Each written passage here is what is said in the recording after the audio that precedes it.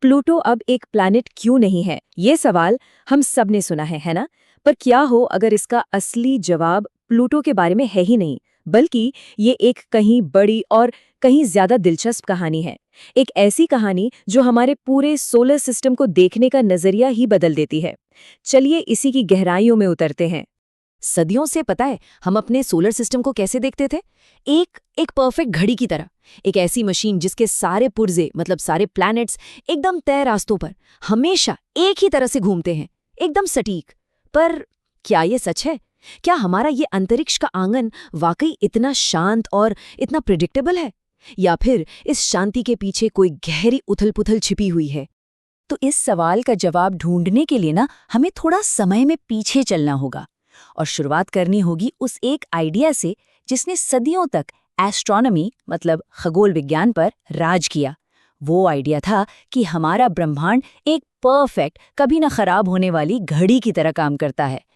देखिए, Newton, Lagrange, Laplace, ये सब शुरुआती दौर के बड़े वैज्ञानिक थे और इनके हिसाब से इनका मैथमेटिक्स ये दिखाता था कि सोलर सिस्टम एक एकदम स्टेबल और प्रिडिक्टेबल सिस्टम है। मतलब उन्हें ऐसा लगा कि अगर हमें किसी भी प्लैनेट की आज की पोजीशन और स्पीड पता हो तो हम हमेशा के लिए, मतलब कल, परसों, 100 साल बाद, 1000 साल बाद वो कहाँ होगा ये बता सकते हैं। सब कुछ एकदम तय था।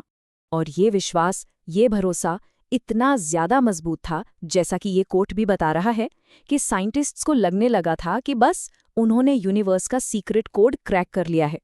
ऐसा लगने लगा था कि सब कुछ नियमों में बंधा हुआ है। कुछ भी अचानक या अनएक्सपेक्टेड हो ही नहीं सकता। लेकिन विज्ञान की सबसे खूबसूरत बात यही है, वो कभी एक जगह रुकता नहीं और बहुत जल्द ही इस परफेक्ट तस्वीर में दरारें दिखनी शुरू हो गई। कुछ ऐसी पहेलियां सामने आने लगीं जिनका जवाब इस घड़ी वाले यूनिवर्स मॉडल के पास था ही नहीं। ऐसा लगने लगा मानो इस शानदार कॉस्मिक घड़ी के कुछ पुर्जे ढीले पड़ गए हों या टूट गए हों। कुछ ऐसी चीजें ऑब्जर्व की गई जिन्हें न्यूटन के नियम भी एक्सप्लेन नहीं कर पा रहे थे, और यहीं से एक गहरा रहस्य बनना शुरू हुआ। इसका सबसे बड़ा और क्लासिक एग्जाम्पल है कर्कवुड गैप्स। अब ये क्या है? देखिए, मार्स और जुपिटर के बीच में एक एस्ट्रॉइड बेल्ट है ना? मतलब लाखों चट्टानी पिंडों की एक पट्टी। तो इसमें कुछ जगहें अजीब तरह से बिल्कुल खाली थी, एकदम खाली। और मजे की बात ये थी कि ये वही जगहें हैं जहां जुपिटर की ग्रेविटी का असर सबसे ज्यादा होना चाहिए था, पर वहां कुछ था ही नहीं।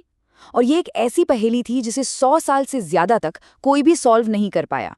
और फिर आई एक नई खोज, एक बिल्कुल नई साइंस का जन्म हुआ, जिसने न सिर्फ इन पहेलियों को सुलझाया बल्कि हमें पूरे यूनिवर्स को देखने का एक बिल्कुल नया नजरिया दे दिया। इस नई फील्ड को कहते हैं मॉडर्न सेलेस्टियल मैकेनिक्स। अब हमारे पास पावरफुल कंप्यूटर्स थे जिनकी मदद से साइंटिस्ट लाखों करोड़ों सालों के सिमुलेशन चला सकते थे, और इन सिमुलेशंस ने जो दिखाया उसने सबको हैरान करके रख दिया। पता चला कि हमारा सोलर सिस्टम स्टेबल है ही नहीं। जिस एक चीज ने सब कुछ बदल दिया वो थी केओस, यानी अराजकता। पता चला कि प्लैनेट्स और एस्ट्रॉइड्स का मोशन लंबे समय में, मतलब लाखों करोड़ों सालों में, बिल्कुल भी स्टेबल नहीं है। ये केओटिक है। और इसका मतलब ये है कि छोटे छोटे बिल्कुल मामूली से दिखने वाले असर समय के साथ मिलकर बहुत बहुत बड़े बदलाव ला सकते हैं। और इसी के केओस थियरी ने कर्कवुड गैप्स की 100 साल पुरानी पहेली को सुलझा दिया। हुआ ये कि जुपिटर का जो हल्का सा गुरुत्वाकर्षण का खिंचाव था, वो लाखों सालों तक लगातार लगने से उन एस्टेरॉइड्स के ऑर्बिट को इतना अनस्टेबल, इतना क्योटिक बना देता है कि वो अपनी जगह से ही बाहर फेंक जाते हैं। तो वो जो खाली जगह थीं वो असल में केओस के रास्ते हैं। तो सवाल उठता है, इस केओस का, इस नई समझ का प्लूटो से क्या लेना देना? सब कुछ। यहीं पर सारी कड़ियां जुड़ती हैं। हमारे सोलर सिस्टम की ये जो नई तस्वीर बनी, एक भीड़-भाड़ वाली क्योटिक जगह की, इसी का सीधा कनेक्शन प्लूटो के स्टेटस में हुए बदलाव से है। जब साइंटिस्ट को ये एहसास हुआ कि हमारा सोलर सिस्टम दरअसल खाली नहीं है बल्कि छोटे-छोटे पिंडों से भरा पड़ा है, खासकर नेपच्यून के भी पार, तो एक बहुत बड़ा सवाल खड़ा हो गया। सवाल ये था कि अगर प्लूटो जैसी और भी हजारों दुनियाएं वहां मौजूद हैं, तो क्या वो सभी प्लैनेट्स हैं? कहाँ लाइन खींची जाए? और इसी सवाल का जवाब देने के लिए 2006 में इंटरनेशनल एस्ट्रोनॉमिकल यूनियन यानी IAU ने एक प्लैनेट होने के लिए 3 नियम बनाए। अब देखिए, प्लूटो पहले 2 नियम तो आराम से पास कर लेता है। वो सूरज का चक्कर लगाता है, हाँ लगाता है। वो इतना बड़ा है कि अपनी ग्रेविटी से गोल हो गया है, हाँ ये भी सही है। लेकिन वो जो तीसरा नियम है, सारी कहानी वहीं अटकी है। तो ये तीसरा नियम है कि उसने अपने पड़ोस को साफ कर दिया हो।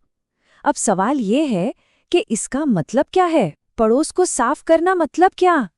इसका सीधा सा मतलब ये है कि एक असली प्लैनेट अपने ऑर्बिट का बॉस होता है।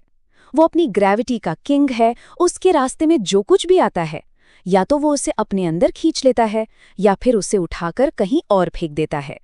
उसने अपना रास्ता बिल्कुल साफ कर लिया होता है। लेकिन एक ड्वार्फ प्लैनेट, मतलब एक बौना ग्रह, वो अपने ऑर्बिट को दूसरे कई ऑब्जेक्ट्स के साथ शेयर करता है। वो बॉस नहीं है। और प्लूटो ठीक यही करता है। वो अपने ऑर्बिट को शेयर करता है। वो एक बहुत बड़ी भीड़-भाड़ वाली जगह में रहता है जिसे कहते हैं काइपर बेल्ट। असल में इसी काइपर बेल्ट की खोज ही इस पूरी बहस की जड़ थी।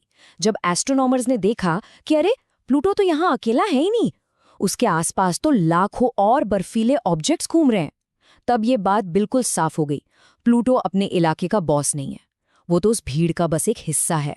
तो आखिर में ये सारी कहानी हमें कहाँ लाकर छोड़ती है? ये हमें हमारे सोलर सिस्टम को देखने का एक बिल्कुल नया तरीका सिखाती है। एक ऐसा नजरिया जो पहले से कहीं ज्यादा डायनामिक और सच कहूं तो कहीं ज्यादा मजेदार है। तो प्लूटो की कहानी उसके डिमोशन की कहानी नहीं है, बिल्कुल नहीं। ये हमारी समझ के प्रमोशन की कहानी है। ये इस बात का सबूत है कि हमने कितना कुछ नया सीखा है, कितना आगे बढ़े हैं। तो हमने क्या सीखा? पहली बात, हमारा सोलर सिस्टम एक शांत घड़ी जैसी मशीन नहीं है। ये एक डायनेमिक, हमेशा बदलती रहने वाली और हाँ केओटिक जगह है। दूसरी बात, ये लगातार इवॉल्व हो रहा है। और तीसरी और सबसे जरूरी बात, प्लूटो को डिमोट नहीं किया गया, बल्कि उसे एक पूरी की पूरी नई दुनिया, ड्वार्फ प्लैनेट्स की दुनिया का सबसे फेमस मेंबर बनाया गया है। एक तरह से वो उस नई कैटेगरी का किंग है। और ये सब हमें एक बहुत बड़े सवाल के साथ छोड़ जाता है।